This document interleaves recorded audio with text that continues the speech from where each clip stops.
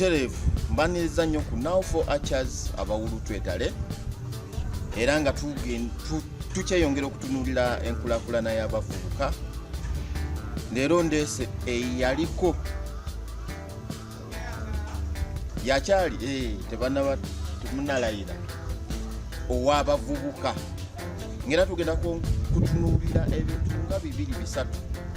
Ekisooka ye ki kye yalaba ekitulimu nga bavubuka ekitulema okwetwala mu maaso, biki ebiremesebwa. Tuyinza okuba nga tudda awo ne tunenya abakulu ne tukola biki ebiremesebwa, biki bye tutakola. Kale tugenda kunyumyamu nga we nabagamba nti eyaffe ebeera yakunyumyamu, tunyumyamu tetupiininga musango, tetukola wabula tunyumyamu ne twewa amakulu ne tujjamu emboozi etuzimba. Butereevu kamubaleetera abeeyanjulire. Pozi amannya gange Kasule Isaac Kalege, nali mutuuze Mubwezittu, nali chairman w'abavubuka ku kansala y'ekitundu kino. Mwami Kasule, tusanyusa okulaba wawulu twetale. Abavubuka bangi twagala otandika bizinensi, ate abangi ekisooka bayimiridde ku bukulembeze bwe beesiguliddeko. Anze kubanga nze nganze sikiwagira era sikirabamu makulu olw'ensonga nze tekimpa ssuubi. Ekisooka emivuyo egiba gyetabise mu bintu ebyo biki ate oluusi ne sente tezituuka. Simanyi oba ndi mutuufu, mba mutuufu. Sente zituuka kuba ndowooza paperwork yasobola okukabiriza abantu abamu. Paperwork ate ekyo twakyogerako, tulina akanyomero ke twakyogerako. Abantu abasinga balowooza nti sente bagenda zibawa nga bagabira abantu ebinyeebwa. Kati paperwork oyo ki mu butuufu ekitiisa abantu kuwandiisa bizinensi butabamanya. Okutwaliza wamu abantu bamanyi nti era okusomesera okusinga sente bazigalira gurupu, ate gurupu yeteeseteese, ate gurupu bamala paperwork kigwentegeeza bamala kugamba nagala obalirira ebyogenda okugula bigenda kufuluma bitya, ekitegeedde nezogenda okukozesa, ekitegeedde. So ate netwala time, ate omuntu gwewa ssente ono teyasoma, ekitegeedde, teyasoma gogenda okuwaaki ssente. Kati nebasumbuwa n'ofiisi abantu abasinga bazitya, batugenda mu ofiisi n'ategeeza kifuna kiri ensonga eyo. Kati abasinga katugambe nti ekisooka batiitiizi, ekyokubiri bazuukuka luvannyuma ate ng'oluusi n'emitendera tebagimanyi. Kakati nze ekisinga okunsobera bannaffe abamu bagenda ate ne bagamba nti bino bintu bya gavumenti, empapula zijja tambuzibwa bwereere, oluusi ne bagamba nti batwewoza $20,000, ate gye $20,000 tumaze okuteekamu obusente bwaffe ng'ekibiina, ate tetulina kye tufunye. Kati awo kyesitategeera awo. Ekikulu obuzibu bambi obusangibwa ebiseera ebisinga ne gavumenti sometimes erimu namujinga, erimu enguzi nyingi, kubanga abaana bano bayinza okugamba ogenda kufuna $10,000 ofunako meka? Ofunako 5. Ng'ate omwana ye yali yabalirira abali emyonzi 10 bagenda oziteeka egamba ne baggweramu awo amaanyi nga balaba obubbi obuli muli n'enguzi ebitiridde. Osegedde ne batagala kwekatagamba kakati 5 ze bamuwa ng'ate bizinensi ye tesobola kutandika. Tasobola kutandika ate bamugamba kuzeyo meka? $10,000 ze yasaba olw'okuba nti oli amukoledde ku bintu ayagaddeko meka? 5. Agamba nze okuyisaawo ntwalako afu sente z'osabye. Negenda okubaliriramu abavubuka abamu nebabaliriramu nga tebayitawo omu beesonyiwa. Naye nga kyoyogedde kituufu kyo gyekiri mulimu abakikola era nkirabyeko. Kati nekiremesa. Kati nze nga tuvudde kwabo nze kuba nze oba wetwali tutandika gundi eno mulama guno twali twagala ositula abantu nga tusinzira ku ndowooza yaabwe, nga tetwagala bansindika njake, naye nga tugamba nti kale olina ssente zo $10,000 naawe osobola okutandika ekintu. oba kitegeera nga tetwagala kuddaawo nti tulinze sente ziri ezansindika njake. Kati gwe omuntu gwe mu kirowoozo kyo anaatandika atya oba okusinziira ku experience yo omuntu atandika atya oba oyagala ayite mu mitendera ki nsobi ki abantu ze bakola nga n'atandika business oba atandika obulamu obw'okwebeezaawo ng'omuvubuka naye ng'akola mu mbeera eyo soko nyonyole ekyo era nkubuuza ekiddako eky'emisolo. Omuntu ng'onatandika bizinesi okuva kisooka laavu okola okukyagala nosooka otegeera oyina okuteeka bizinesi oba noteeka bizinesi bali batya notegeera ndowooza enamba y'abakasitoma abagula ekintu ekyo abatambula bali bameka ekisegede tusobola okuddira tugambe tusobola kuddira kuteeka kuteeka embizi mu eriya z'abasiraamu butambala kitegeeza kitegeeza tojja kufuna tojja kufuna bagigula osegedde era tejja kutambula. So omuntu alina okuteekateeka ekifo agenda okuteeka ekintu ne bizinesi n'amanya n'abo abagula bizinesi eyo be baliwa n'olwoka oteekawo bizinesi okugyagala nga nekyokola okyagala n'obuyonjo bafumba byakulya obuyonjo bwetaagisa ne customer care ntibaddaga customer care. So gwe nyini kintu akitunda tugambe oba otunda lugoye olina okwagazisa omuntu okugula ekintu kati yandikiguzi. Kansala gwe bizinesi z'olaba omuvubuka atandikirako gye yanditandikiddeko naye nga baginyooma kyekisooka. Ekyokubiri bizinesi ki gy'olaba omuvubuka gye yeesibako naye nga mutuufu olaba ku levo ye omuntu atandika naddala mu kitundu kino saagala tutunulire babitundu birala. Kati bizinesi mu kitundu kino omuvubuka gyandibadde yeesibako bizinesi z'ebyokulya ezo byokulya kubanga buli muntu agula ebyokulya ate buli muntu alya ekisegedde ate mu kitundu kyo town center ngirabye abantu batambula ate abantu mwe bali bangi abantu balya ate abantu abamu bavubuka bangi ate bawuulu so bajja kulya ebyokulya ebyo kuli kawungeezi ne kumakya okola bizinesi eri etambula bulungi ate omuvubuka asojja neyako sente ntono emitwalo 10 n'atandikawo ka bizinesi ke mpolampola nga muyonjo nga ne bizinesi akola ki agyagala. Yes. Kati gwe kijo zirwa zolaba zebeesibyeko ng'ate tebasobola zitambuza kale accordingly tusanga omuvubuka atandise edduuka kisegedde tamanya ekigendo kyadduuka tamanya layisinsi anaawula mmeka kisegedde renti wammeka kisegedde atandika bizinesi nemufukira bizinesi agikola emyezi 6 nga bizinesi ekoze ki weddewo ataddemu miliyoni 2 oba miliyoni 3 bizinesi ngeweddewo. Kansala nze nakubako ku bifaananyi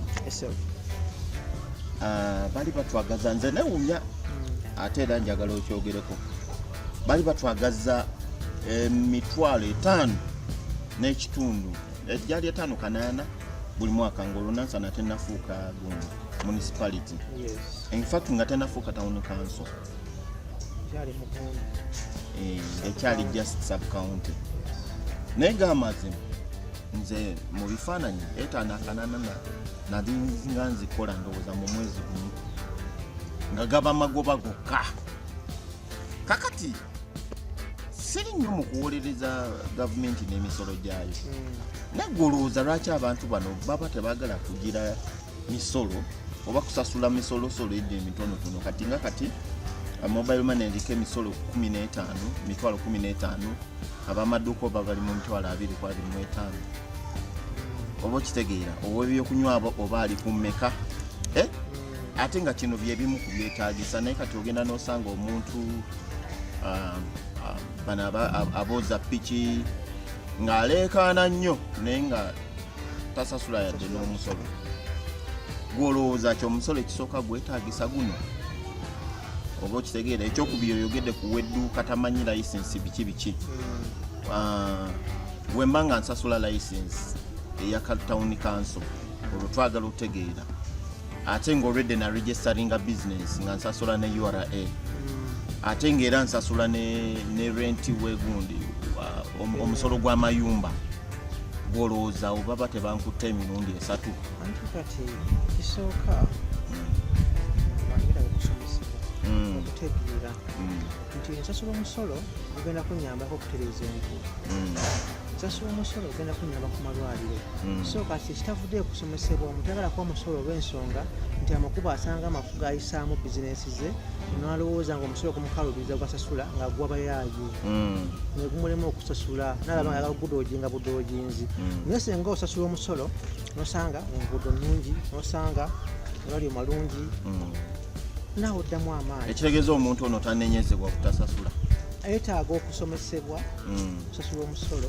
ogenda kuyamba kusasula ki sigenda kukolera ki kakati ate abatakola nguudo bo omuntu ono yezagamba nti zayisaamu ebyamagusiye toboogeddeeko aliwo yena anti ogambye nti enguudo ziba nfu anti kati era n'omuntu enguudo ziba nfu n'omuntu ono atambula obutambuzi olusajjira ku booda yemuleeta nalwe enguudo nga nfuna nga yi katonda wange kati emisolo tuwa gyaki okitegedde nolaba nti waliwo ze bayita property rent nolaba nti kati sente esasula tomanyi lwaki osasula sente ezo bantu betaka kutegeera mulamu waki oguli ku sente ezo lwaki ye nzisasula kati mu ndowoozayo koza gino emisolo 3 gyenkubalidde gyasasula kuba yawandiisa bizinensi ye oba kampuni ye ayagala kubeera ne store ate town council nemusaba trading license oba kitegeera ogwo musolo gwa district ate era ne bamusasuza ne ground rent oba property rent olw'amayumba galina kati omuntu oyo aba tasasula mirundi 3 nze ku bwange nze ndowooza lyebimu ku bibamalamu amaanyi oluusi ne bawaba yatandika edduuka tabuuzizza neyewola sente ziri zetugambye zesaagala beewole nenatuuka nga lakimuzimbiridde tanakola yadde n'otugoba n'otumu mu myezi 3 myezi 6 bamubanja bino ayagadde abisasule byonna naye ate edduuka lyongera kuseerera kugwa ekyandibadde ekikulu okwana kugambye abantu tebamanyi tebasasula abantu balubika akatamba tebamanyi nti guno omusolo omulungi gwekuwakulanya eggwanga kubanga eggwanga litambulira ku musolo naye gwetaaga okunyonyola musasula ground rate agenda kuyamba ki agenda kukola kuki musasula ogundi ani license yaki osegedde abantu bategeere okusomesebwa omusolo bategeere nolwaki basasula omusolo abantu tebamanyi basasula omusolo bamanyi sente baziwa babbi baki bagavumenti bazibba osegedde so yensonga lwaki ate n'omuntu atandika bizinensi omuntu batandisa bizinensi betaaga nosokojwamu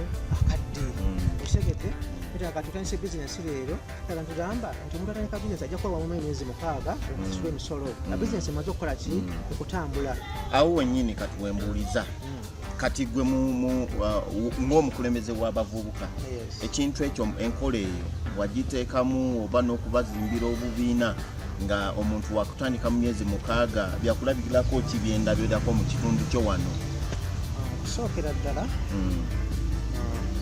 nze ng'omuntu siina ssente zaki zakuwa bantu era nina kusaka busasi ssente ese ngenda okuwaki abantu ampita mu gavumenti netuyambako era last time twakolayo ebibiina kukyalo kuno byabavubuka bafunayo ku ssente ezikola ki ezibiyamba lwakuba nti bamala okufuna ssente ezo bana bazibawadde ate bagamba wali balina ssente zebatwala zibateeka ku budget nti zigenda kusomesa abavubuka abo okukolesa ssente ezo tebabikola kati bo bennyini basaba gundi ziva mu bavubuka bala nazo bazibalira kuliwa ku ziri eziba zisakiddwa ziri bakola bajeti yazo nti sente zakusomesa abavubuka bagenda okufuna sente ezikolera bajeti ne batakikola ega sente zisaanawo obusaanyi bwezityo abavubuka ne bakola bintu bitasaanidde kukola zisaanawo obusaanyi bwezityo kati kansala nze njagala tutundire ekintu kye bayita self resilience bakuwadde obukulembeze self resilience bakuwadde obukulembeze naye ekibiina kyo kyennyini kyetaddemu omusingi mwesondedde ssente zammwe mwezimbye mugambye nti kale zino ssente tuli twekozeemu obubondo bw'abavubuka 25 buli kabondo kagenda contributinga mutwalo bwe tumala emyezi egisooka 6 tubeere n'edduuka ery'abavubuka eryo ekyalo kyonna tukitegeeze nti lino dduuka ly'abavubuka kitegeeza amagoba agavaamu bazadde baffe bagenda tuwagira oba okitegeera oba naffe abavubuka ffe kennyini nze ng'omukyala ne bba wange ali mu gundi twewagira tugula ku eryo edduuka n'okwewola oluusi bwe twewola kuba tuli mu kabonda ako era ne tuddamu ne tusasula kakitegeeza ffe kennyini ffe abetaddemu omusingi tetulinze ziri ssente kitegeeza ne bali nebaba bakujja tumala kuteesa ne tugamba twemalirira oba twetaaga okusindikamu eyo enkola oyo ogiraba otya ate ogezezaako otya ogisindika wali ogitandiseewo negaana we tuba tugitambuzza nga tuyita mu mukutu gwaffe guno ey'okwesindika tusobola ogitambuza nekwatayo golooza kyeki ekola esobola okugwamu amaanyi tekola kuba gwe ng'omukulu w'abavubuka oyinza okuba tunuulidde n'okola assessment nti abantu baffe endowooza yaabwe bweti okiraba otya ensonga eyo ensonga ntuufu ate ensonga nnungi ensonga eyo ng'okitaddemu amaanyi ng'oyise mu kyaito okamanye kati ekintu kyonna kirala kusobola kusomesa muntu osegedde ate abavubuka tebaagala bintu byakusoma manye waliwo omuntu omu agamba ng'oyagala okukweka ba Africa ekintu kiyise muki mu buwandiike okitegedde abantu omu tebaagala kusoma kati omuvubuka ojja mugamba njagala ko tusome ku nsonga eyo twewe ku magezi tuli n'okubuulirirwa ajja kugamba nfunirawo okitegedde so ebintu ebirala kusobola kusoma ogenda kutandika ekintu otegeera kirina kutandika kitya ate abavubuka tebaagala bintu bya kaseera bagala byankya abavubuka twagala bintu birwawo twagala byati byankya nosanga naye kyona kizibu kansala wali owulidde ku Rotary Club yes Rotary Club ndiwulira wano weeri lwaki olowooza togitandikawo ku kitundu kyo kuba ndabyeko kansala w'ebwayise nagamba kansala Swabula mwali mu Rotary nene wetugenda ku peegi ye oba ku WhatsApp ye ebintu bingi nnyo byakoledde abavubuka ng'ayita mu Rotary eyo ng'otadde n'okubasomesa naye era basooka kwekuŋŋaanya ne batuula mu kibiina kya Rotary kati Rotary kijanguyira okukola ki oba okitegeera okubayingiramu kati Rotary esaka nti weero bayinza okuyingira ne bakikwata mpola mpola naye bategeera obumu obwo obugirize ebintu ebisinga nebijja nga bikola ki nga byekola byokka nze ate nze kyesirabawo kuno agamanyi sinagalaba golooza ki tebaagala kusoma ekyo kyogeddeko tebasoma abasinga si butasoma omuntu wadde tewasoma butayagala kumanya ya omuntu wadde tewasoma osobola okutegeeza ekyokukola nti bw'okola booti ne booti ofuna kino era nayo n'okikola okitegedde si butayagala kumanya just naye nga akutegeera bakola ki baba bategeera bulungi kati nze kuno kwekuteesa kwange anti munnaye ffe tunyumyamu bunyumya bannange nakwewabula nze kwekuteesa kwange singa ofuna looya kuno ku kitundu kuno ne mutandika nze simanya nti kati nze njagala kulambulula ebyali bikoleddwako nebyendaba ewalala mu mboozi z'abavubuka zenkoze singa ofuna looya ku kitundu kino ne tumanya nti oyo looya oba muvubuka ayinza okuba nga tagenda kujjako ssente naye n'akola emitendera egisooka kati ng'okuwandiisa esobola okuba nga bizinesi naye ngeri wansi w'abavubuka ba lugoba wabula nga buli kyeyamaanyi ate ajja ow'abavubuka ateekako omukono nti kati yavuga kakati omwo muva obubondo ne muvaamu abali sirias 4 ku 5 ne batandika ng'ekyokulabirako nga bo balina omutima ogugamba nti kale buli mwezi ngenda fiirwayo $5,000 oba $4,000 gwe $1,000 buli wiiki ne bakola ekirabibwako ne batuula ne bategeeza nti kati buli mwezi tugenda kufiirwayo $5,000 oba $4,000 gwe $1,000 buli wiiki ne bakola ekirabibwako ne batuula ne bategeeza nti kati buli mwezi tugenda kufiirwayo $5,000 oba $4,000 gwe $1,000 buli wiiki ne bakola ekirabibwako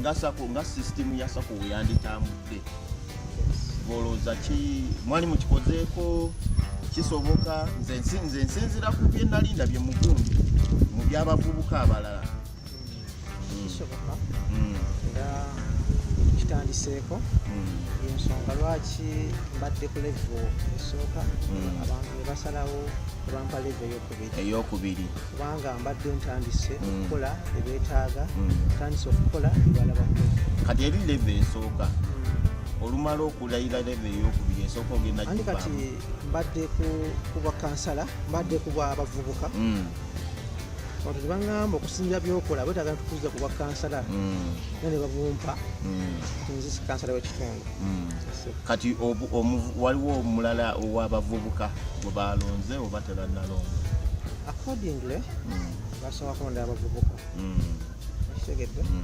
abavubuka baŋŋamba ekyabavubuka tukwetaagako ekitegedde bakulekako ne bandekako ne bannonda kubanga kwolesa kuba na kampeyini bangamba tukyakwetaaga ne bannonda ate kati netutuuka nti twetaaga kansala w'ekitundu ne bagamba abantu nga ku kyalo era nawe tukulaba ekifo ekyo kisobola tusobola okukola ekifo ekyo nakyo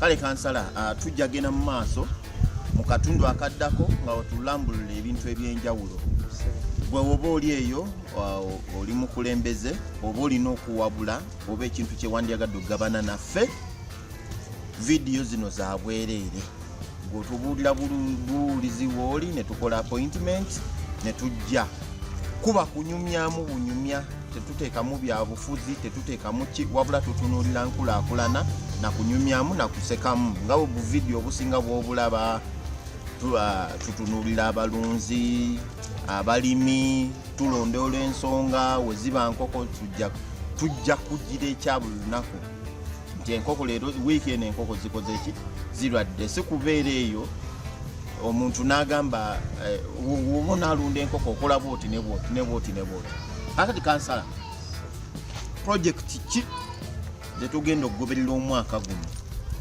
nga za bikolwa si za bigambo twagala tutunuulire omudaala gwa chapati nti ono gundi ne gundi gwe tugenda okulondola tulondole omudaala gwa chapati leero atubuulire wiiki eno ne wiiki eri tugatte omwezi ogwo tutegere nti guno omwezi atambudde bw'ati ebizibu byafunye era tutuuke mu kaseera bizinensi we zitakolera tutegere nti guno omwezi bizinensi teyakoze eki teyakoze kitegeeza ne wabawo projekiti y'okulimira ewaka kulunda oli atandise bizinensi bweti tugigoberere kituyambe ng'abavubuka b'oku kitundu kino okumanya nti kisoboka oba tekisoboka. Waliyo projekiti ezimu zisobola okubeerawo nga wazitandikawo gwe oba okitegeera naye nga n'abantu tebamanyi oba okitegeera nga tebamanyi nti wazitandikawo. Kati ebyo bye twagala okutunuulira mu mwaka guno era tukweyanza nnyo okutuwa akadde kano n'omulundi oguddako nga twongera okusomesebwa. Wano tujja kunyumya ku bintu bingi, tujja okusinga twagala bakwezaamu maanyi kye tuyita self resilience y'okwekulaakulanya. Twesindike wekuba kulima butiko tubulondoole bwe buba buganye era tulage nti buganye. Kuza abantu kulafenya kulima butiko kumenya kusobola okulambuza abantu bakudde bali kyali mu kusomesebwa nakinza okuyiga nti omuntu okutandika ekintu asobola kusomesebwa n'ategera kyagenda okukola amanyi ekiddako. Kale tweyanziza nnyo bannange, mweyongere okugoberera ensonga zino, munyige subscribe ate n'ennamba weziri awo gwayagala okututuukirira oyinza otuwandiikira ku email oba n'ogenda ku Facebook page awo Now for Archers abawulu twetale gwe n'oteekamu ka message eri mu inbox nti bannange nze gundi ne gundi tujja kukontaktinga tujja kutuukako tunyumyemu kuba kunyumyamu ne twewa amagezi.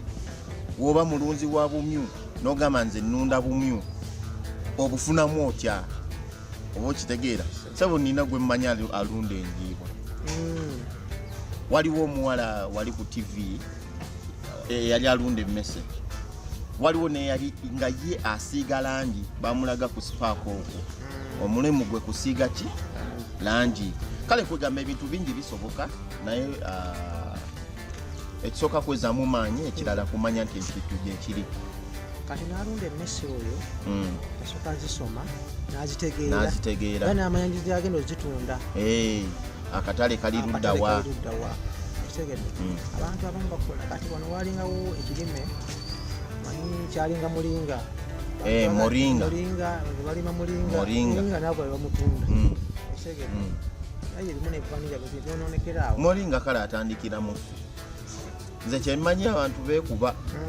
Wali owulidde abakuba amagi g'Abachina? Wakiwulira amagi ga plastic? Naye gwe olaba kisoboka? Nze nkubuulira kino okumanya nga tekisoboka. Kakati Omuchina oli yajja n'ajja n'amagi, enkoko ezibiika amagi ameeru. Ontegeera kye gamba? Wajja n'enkoko ezibiika amagi ameeru. N'aba ng'alina production bino ebyuma. Kati nga yasobola okufulumya tulo omutwalo omulundi gumu.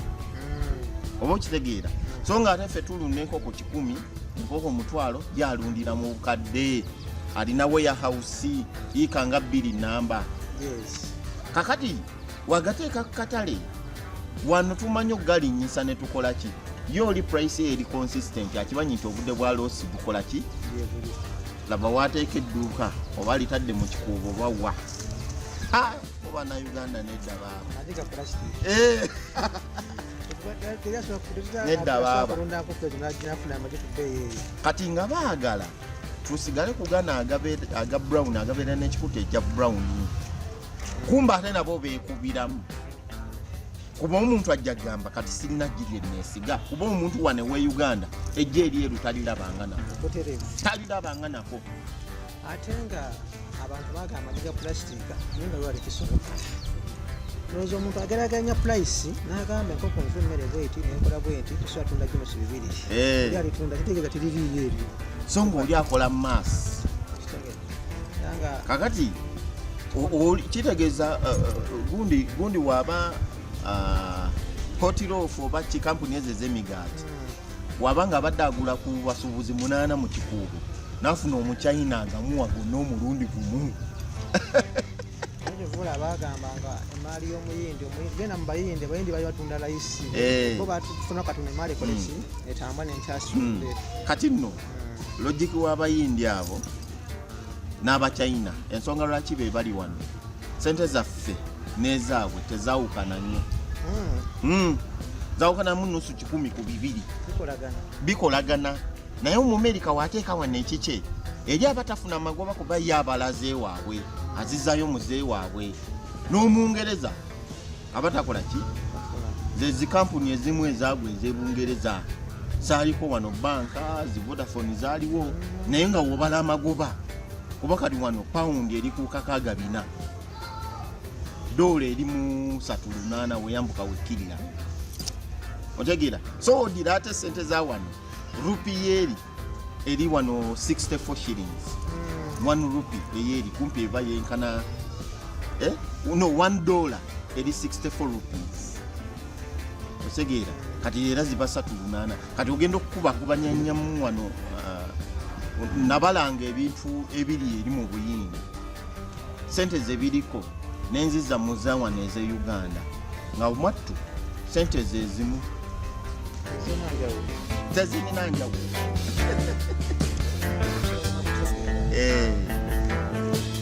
Kale tweyanziza nnyo tunaddamu omulundi okuddako. Mwebalire ddala.